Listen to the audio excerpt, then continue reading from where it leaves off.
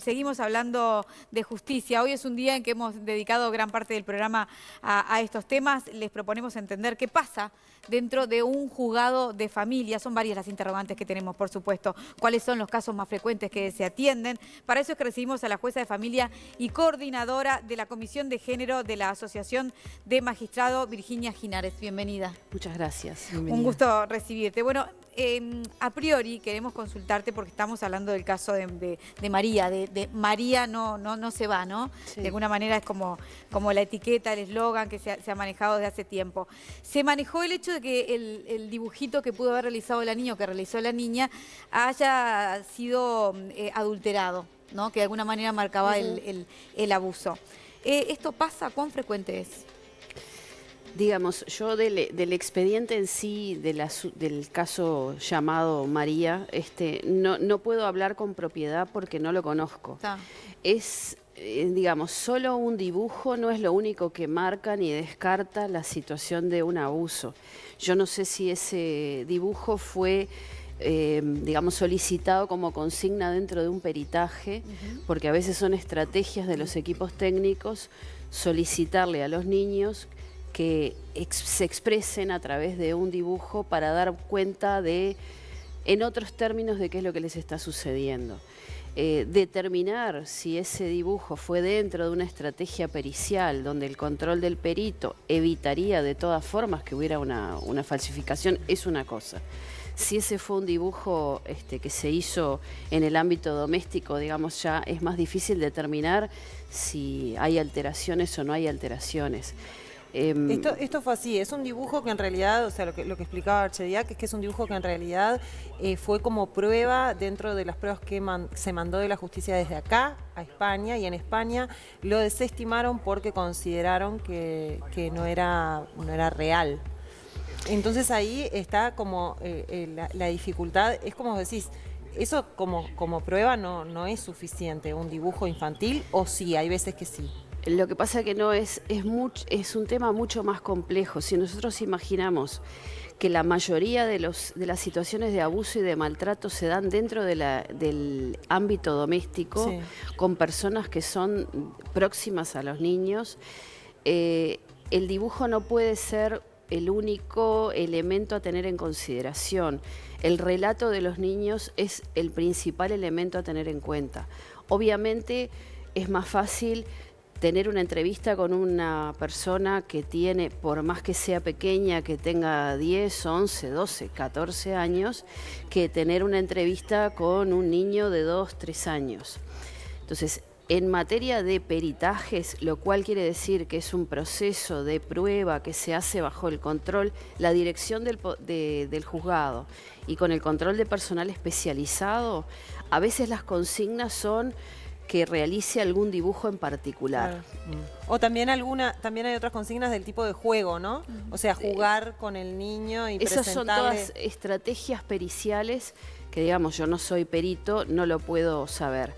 La valoración de esos medios de prueba es lo que hace el Poder Judicial, lo que hacen los jueces. O sea, el relato, el contexto familiar, los antecedentes que existieron, la devolución que hace el perito de la entrevista que tuvo con el niño. Y de todo eso se hace una valoración para determinar si hubo o no hubo una situación de vulneración de derechos de algún niño o niña. Y hay un margen de falibilidad. Yo preferiría no decir la justicia uruguaya tal cosa, la justicia española tal otra, porque no conozco, mucho menos conozco el expediente español. Ahora, o sea, doctora, es muy difícil que yo pueda opinar desde aquí respecto de las conclusiones del expediente en España. Pero más allá del caso puntual, ¿es común la adulteración o sucede en su experiencia la adulteración de pruebas o sea, ¿lo ha visto? Yo no he visto adulteración de pruebas, porque si hay una adulteración de una prueba uno lo tiene que dejar consignado en el expediente. El perito se da cuenta entonces, porque acá comentaban que el dibujo tenía ciertos rasgos de haber sido hecho por una niña, pero cuando se mostraba por ahí los genitales se dan cuenta que el trazo correspondía a alguien, a otra mano, a otro pulso, tal vez a un adulto. Yo no podría decirlo desde mi perspectiva, solo mirando un dibujo, por más que tengo 15 15 años en esto, no me animaría a decir esto pasó, no pasó. Me parece que es área más de un perito que pudiera determinar si la diferencia en el trazo obedece a un autor distinto, obedece a un enojo. Y es su trabajo, el trabajo del perito. Exactamente. Pero sí él puede determinar que hay Supongo que sí, no quisiera embretar en esto a ningún perito diciéndole Ahora, ustedes pueden hacer esto, pero creo que sí, que doctora, en este caso, independientemente de que usted no está familiarizada, digamos, con los expedientes, pero es un caso que le llama la atención, es un caso paradigmático, por lo pronto, por lo que ha movilizado a la opinión pública, sin lugar a duda. Pero también que genera un montón de dudas por todas las idas y venidas que ha tenido de la justicia uruguaya, española y demás. ¿A usted le parece un caso normal? O sea, ¿es un caso común? ¿Hay algo que le llame la atención o le haga ruido de este caso? En todo contexto, acá tenemos que partir de la base que en esta familia algo no estaba funcionando bien. Es decir, no estamos hablando de una familia que tenía un funcionamiento normal, con vínculos sanos, y la mamá decide viajar en unas vacaciones a Uruguay y ahí se desata el problema. Podría aventurarme a que este conflicto es preexistente. Siempre nosotros intervenimos como jueces en los conflictos. Entonces nunca tenemos la posibilidad de conocer a la familia en la normalidad. Claro. Cuando los conocemos, ya los conocemos con un conflicto que tal vez es el que trajeron al juzgado, pero tal vez ese es el único que se visibiliza y hay conflictos de relacionamiento que son previos. Entonces no los conocemos en un contexto de normalidad. Cuando hay además situaciones de violencia dentro de la familia, que no digo ni que sea ni que no sea el caso de esta niña, conocemos entonces el peor perfil de las personas que están involucradas. Claro. Y estamos en la etapa de recoger como los pedazos de lo que ha quedado. Y hay que armar lo que sucedió con lo que se está viendo ahora. Entre el relato de la madre, el relato del papá, las entrevistas que se hagan, las pericias que se le hagan a la niña. Entonces, después hay que concluir, aquí hubo o no hubo maltrato, aquí hubo o no hubo abuso. ¿Qué es lo que me parece que va a empezar a ser más común? Al haber mayor difusión de estos temas, hay un incremento en el número de denuncias. Si nosotros pensamos que analizar estos casos tiene la facilidad de resolver un hurto, nos estamos equivocando. Es decir, si uno tú no me puede robas... juzgar, uno no puede prejuzgar. Ese es un punto también. Uno no puede creerle a una de las partes solo porque es una de las partes, y hay que tener cuidado también con el peso que tiene la opinión pública, me imagino también para ustedes. Por supuesto. Y porque además, para el Poder Judicial es difícil el peso de la opinión pública y la presión, ¿no? Este caso y varios otros, ¿no? Que se hacen... Y además que hay niños en el medio. Y ese es es muy difícil. El punto que nos estábamos preguntando ahí, que también es como doloroso, ¿no? Mirando a esta niña que pasó por no sé cuántas pericias ya, que pasó por no sé cuántas entrevistas, que fue revictimizada en el caso de que haya sido víctima en primer lugar, que ella empezó siendo muy chiquita, ahora ya tiene como 8 o 9 años, porque pasaron 3, 4 años. ¿Qué puede pasar por la cabeza de ella? O sea, ya ¿cómo se puede saber si lo que ella ya dice ya es verdad o no es verdad? ¿Cómo se hace con un niño que hace tantos años que está en esta situación? Hay un área que puede ser el área de intervención judicial, que es la definición si en el caso concreto hubo vulneración de derechos. Y hay otra parte que es cómo se sana, que ya no depende del Poder Judicial, sino que depende de cómo instrumentemos apoyos a niños que han pasado por estas cuestiones. Imagínense, en una persona de 9 años, un proceso que lleve 3, le llevó el tercio de su vida. Sí. O sea, dividamos, yo no voy a decir mi edad en público, pero digo, dividamos nuestras edades en 3 e imaginemos estar el tercio de nuestras vidas en un juicio. No, y además, en este caso es demasiado es fuerte. De rehén, ¿no? Puede ser un tema familiar y judicial, pero cuando ya esto es familiar, judicial, público, internacional, ya es como el mundo entero se abre de tu vida. Exactamente. Y además yo no la conozco, tal vez ustedes no la conozcan, pero para el círculo más cercano los datos que han salido a la prensa permiten ubicar perfectamente a la familia, con lo cual uno pierde el derecho que tiene a decir, este es mi problema, y yo solo lo llevé al Poder Judicial. Yo lo único que quería era que esto se resolviera en un juzgado y ahora es de conocimiento Ahora, público. legalmente, doctora, la primera denuncia tendría que haber sido en España y el primer proceso en España. No sé cómo se dieron los hechos. Vamos a poner en el caso que, especulando, tengo entendido que hubo denuncias en España, pero no sé. El tema es que los niños, cuando están viviendo algo que no entienden, es decir, imaginemos, salgamos de este caso, ¿no? Pero imaginemos cualquier niño que es tocado en forma no santa, digo, no el cariño de padre o el cariño de un tío, me estoy refiriendo a tocamientos sexuales. Eso un niño no entiende qué es lo que está pasando.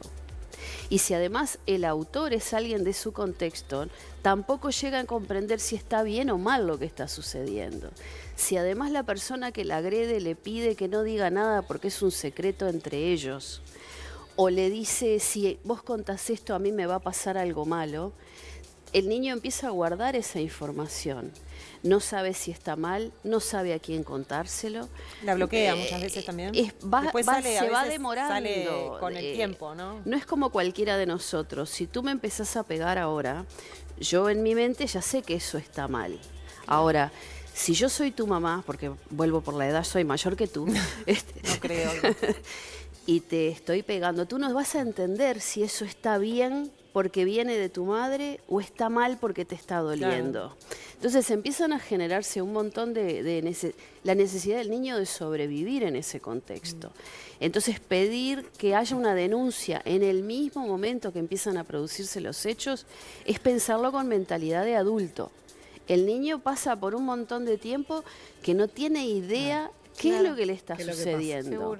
Algo le puede despertar, por ahí lo habla con otra persona, por ahí le empieza a dar miedo, por ahí a veces pasa con los hermanos más grandes que han sufrido abuso y empiezan a ver cómo el abusador se está prestando atención al hermano más chico. Claro. Y eso le obliga a develar el secreto. Pero digamos, es una posición muy difícil y yo no me quiero sacar el sayo en esto. Pero imagínense que nosotros recibimos eso en el juzgado en el momento explosivo. Claro, cuando se sabe. Claro, cuando se sabe. Cuando se sabe que no se sabe de dónde salió el tema, explotó por algún lado. Puede ser, y a veces, ¿cuántos de los casos no son verdad? En la mayoría de los peritajes, que es en lo que nosotros nos podemos basar, hay algunas circunstancias, y no sé por qué sucede eso, la verdad no tengo la capacidad para contestarlo, donde los peritajes dicen no se puede ni descartar ni afirmar la existencia de situación de abuso. ¿En la mayoría? Mira. En muchísimos casos. Mira. Porque a veces hay, en el caso en que hay lesiones, es lo más sencillo. Es horrible lo que estoy diciendo, que sea lo más sencillo. Pero es un dato notorio que da pauta a lo que pasó. O sea, hay un testigo, no sé, alguien los vio, hay una filmación. Bueno, eso es lo más sencillo. Un médico que haga un examen y que dictamine que algo pasó ahí, bueno, eso es contundente, ¿no? Por eso se dice que los casos en los que la certeza es plena es, por ejemplo, si hay embarazo en la víctima. Entonces, es obvio. Si hay una enfermedad de transmisión sexual. Claro. Pero después hay un montón de circunstancias donde entre el evento que se quiere ocultar y el momento en que se revela, ha pasado mucho tiempo. Ahora, usted recién lo decía, ¿no? Cuando llegan a la justicia, cuando llegan, digamos, a los juzgados, es cuando ya está todo descontrolado y de alguna manera estalló todo. Ahora, volvemos a lo mismo, ¿no? ¿Cómo se cuida a ese niño o esa niña? ¿Cómo se la protege? ¿Quién está velando por los derechos de Porque son procesos largos, como dice ella. Pues esto sigue, ¿no? Mientras tenemos tanto, como dos momentos. Es decir, hay un momento. Porque también a veces los adultos cuando están en. No me refiero al caso de María, digo en general. A veces los adultos cuando entran en estos litigios terminan haciendo cosas que uno. Inauditas. Se ven cosas muy extrañas en audiencias, donde uno piensa que lo ha visto todo y no. Hay una situación que es la atender la urgencia, que es proteger a la víctima. Entonces eso lo hacen mis colegas que están en la justicia especializada, que se les decía normalmente de violencia doméstica, ahora tienen una competencia mucho más amplia, y en el interior lo hacen a veces los mismos jueces de otras materias que comparten competencia. Entonces ahí la urgencia es proteger.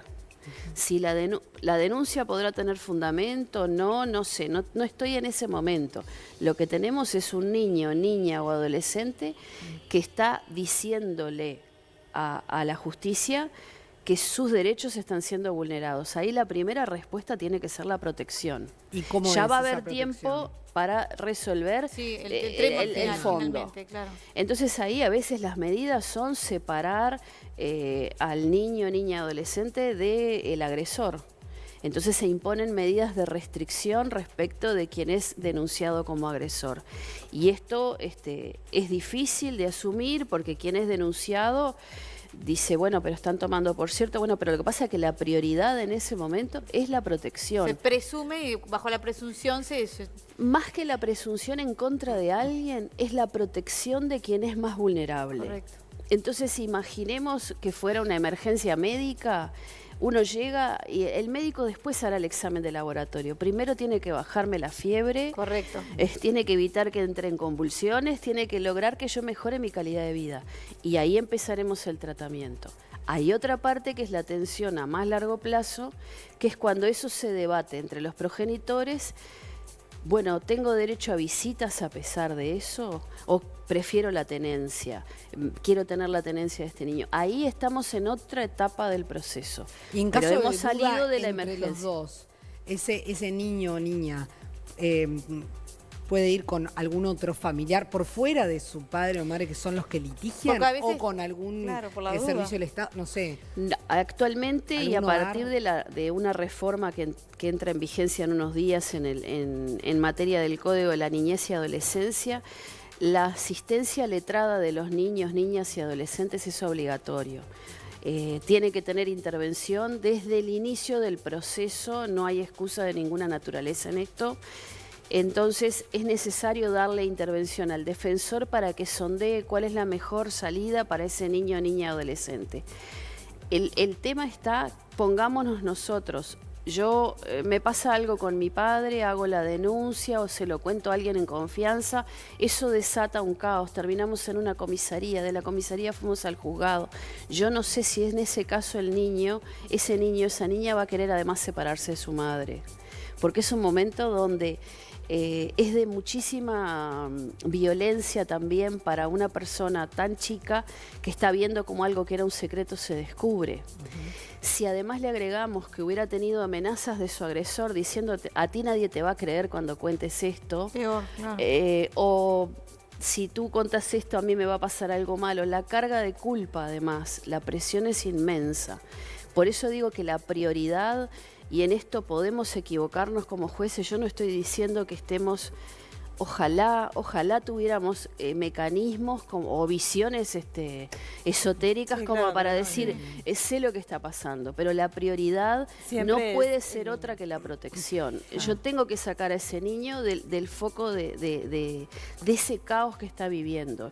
Ya voy a tener tiempo de analizar que bueno, que tenga un espacio psicoterapéutico o que converse con otras personas o ver si hay alguna abuela, alguna tía que pueda venir al rescate en el momento. Pero lo primero que se tiene que resolver es cesar la vulneración de derechos porque son, digo, no sé, no es necesario ser mamá en esto ni papá, es simplemente ver lo que es un niño, de lo que depende de nosotros.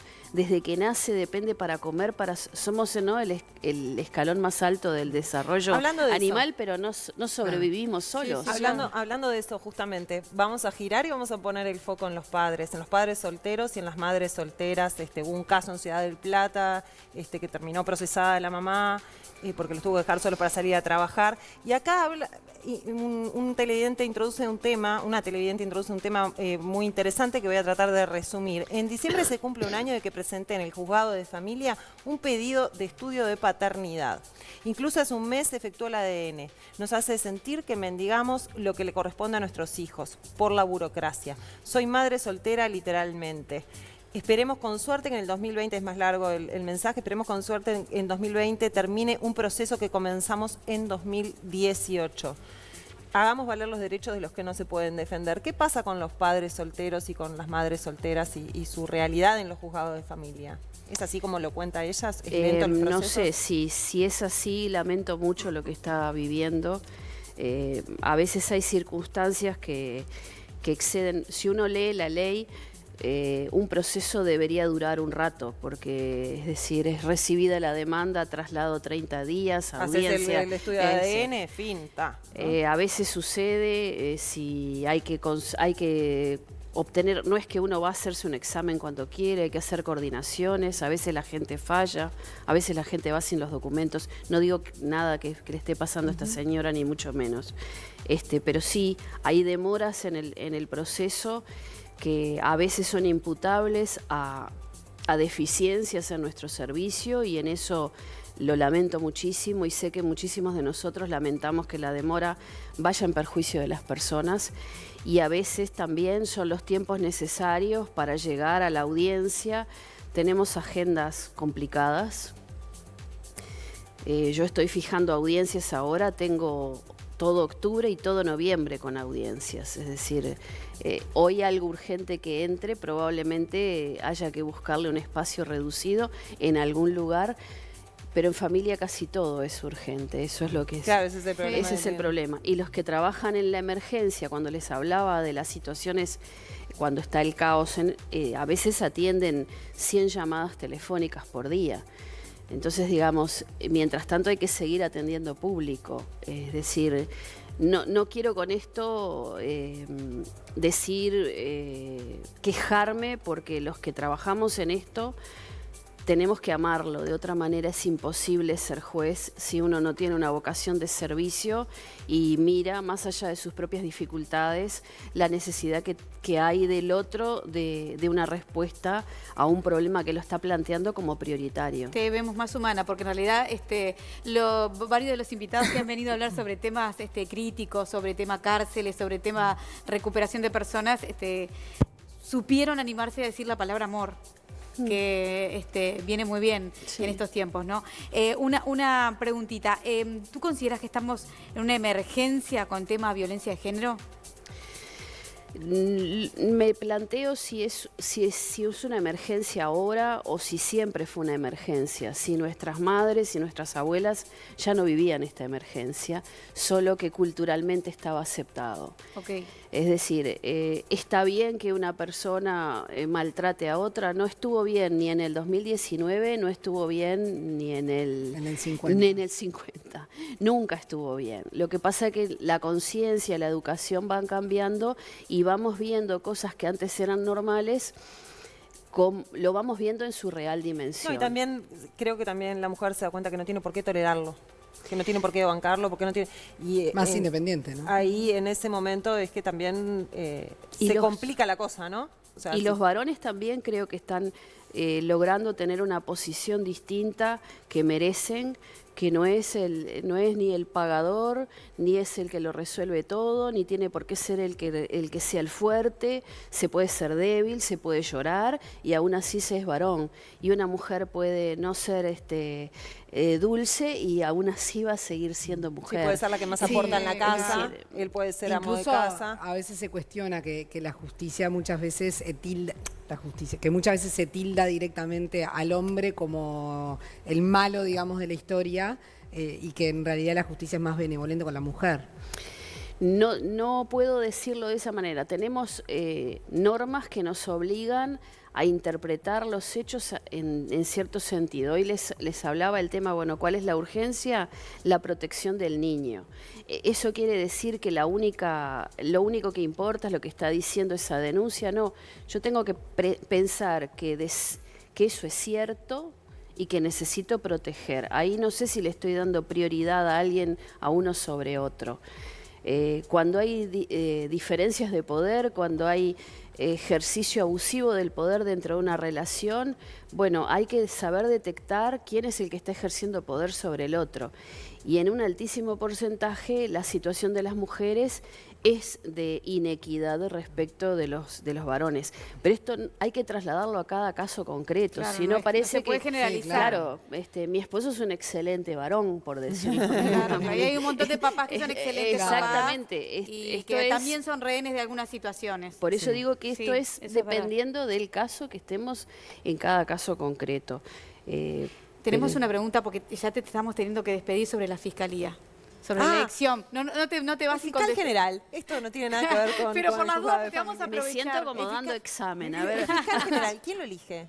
¿Quién lo designa? ¿El Poder Ejecutivo?